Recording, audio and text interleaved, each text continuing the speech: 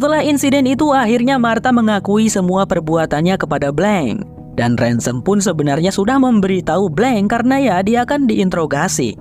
Jadi mau tidak mau harus mengatakan hal yang sejujurnya. Akibat rasa bersalahnya, Martha memutuskan untuk mengakui seluruh perbuatannya dan berencana untuk mengembalikan semua harta warisan pada keluarga Trombi. Sekaligus mengambil hasil lab yang Franz sembunyikan di sebuah laci tempat dia menyimpan narkoboy. Dan memberikannya kepada Blank untuk dibaca. Setelah keluarga Trombi berkumpul di ruang keluarga, Martha dengan badan yang gemetaran berniat mengakui perbuatannya. Namun belum sempat hal itu terjadi, Blank memotong pembicaraan Martha dan secara sepihak mengatakan bahwa Martha tidak akan mengembalikan harta warisan dan kasus Harlan ditetapkan sebagai kasus bunuh Dirman. Setelah keplot twistan yang terjadi, Blank menarik Martha menuju ruangan lain dan menjelaskan bahwa semua yang terjadi bukanlah salah Martha, karena dia menyadari beberapa kejanggalan. Jika kesaksian Jacob mengatakan cekcok antara kakeknya dan Ransom terkait dengan warisan, maka sudah dipastikan bahwa Ransom mengetahui isi dari wasiat dan kepada siapa harta itu akan jatuh.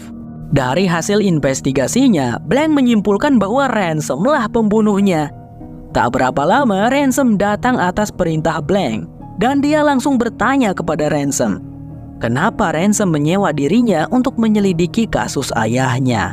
Ternyata Ransomlah si anonim yang menyewa Blank. Pada awalnya, Ransom pura-pura nggak ngerti, tapi setelah itu terungkaplah sebuah fakta, bahwa pada malam itu Harlan memberitahu Ransom yang akan menerima seluruh hartanya adalah Martha, bukan anak-anaknya maupun cucunya. Hal itu membuat Ransom kesal dan dia berencana untuk meracuni Harlan, tapi memanipulasi semua perbuatannya melalui Martha. Kronologinya seperti ini. Setelah pulang lebih awal, Ransom ternyata kembali ke rumah Harlan melalui jalan yang sama dengan yang Martha lalui ke Tricky Windows. Lalu ia menukar isi botol obat Martha dan mencuri penawarnya sehingga nantinya Harlan akan meninggoy, membuat Martha menjadi pelaku sehingga dia tidak memenuhi syarat untuk mengklaim warisan. Dan harta Harlan yang banyak itu akan jatuh ke keluarga Trombi. Yang bikin sedihnya adalah meskipun ditukar, Martha benar-benar memberikan obat dengan dosis yang benar tanpa membaca label, karena ia mengenalnya berdasarkan berat dan viskositas cairan. Karena Martha adalah perawat yang kompeten dan sudah melakukan tugasnya ratusan kali, sehingga Martha sama sekali tidak bersalah atas kematian Harlan. Dan seandainya jika Harlan nurut buat nelepon ambulans, pasti dia masih hidup sampai sekarang dan tidak melakukan bunuh Dirman untuk menutupi kesalahan Martha. Oh iya juga ya, Harlan melakukan bunuh Dirman adalah untuk menutupi kesalahan Martha yang sudah salah meracik obatnya, sehingga membuat Mbak Harlan overdosis. Padahal sebenarnya itu bukanlah kesalahan Martha.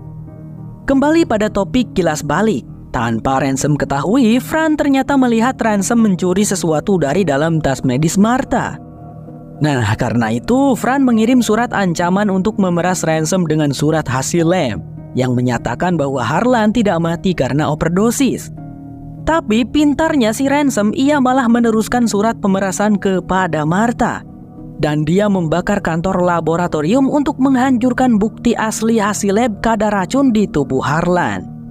Akhirnya Ransom menemui Fran dan langsung membiusnya dengan morfin dengan dosis tinggi, sehingga dia overdosis dan mengirimkan email lokasinya ke Martha, berencana menjebak Martha bahwa dialah pelaku pembunuhan Fran. Tapi sebelum itu dia membakar dulu hasil lab darah Harlan sehingga sekarang posisinya akan aman. Jadi ya meskipun itu benar, tapi si Ransom tetap santuy karena nggak ada barang bukti yang mengarah langsung ke dia. Plus satu-satunya saksi yang melihat dia pasti udah innalillahi karena overdosis morfin. Tapi tiba-tiba rumah sakit tempat Fran dirawat menghubungi Martha.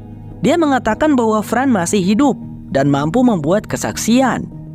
Atas itu Ransom kesal dan marah lalu secara brutal mengakui dan akan balas dendam kepada si Martabak. Tapi setelah ledakan bacotan si Ransom, Martha muntah di wajah Ransom, tanda bahwa dia berbohong karena sebenarnya Fran itu tidak bisa selamat. Ya, tapi itu sudah telat. Ransom sudah terlanjur mengaku dan polisi sudah merekam semuanya. Hahaha. Ransom marah bukan main dan menyerang Martha dengan pisau. Ya, tamatlah riwayat Martha. Tapi bohong. Ternyata Ransom menggunakan pisau yang semacam pisau mainan lah. Dan tentu saja Martha masih selamat. Kambing ya, sudah tegang-tegang malah jadi begini. Pada adegan lain diperlihatkan bahwa Linda menemukan sebuah surat dari Harlan yang berisikan kertas kosong. Tapi dia tahu bahwa itu ada isinya. Karena mereka memiliki cara tersendiri untuk berkomunikasi.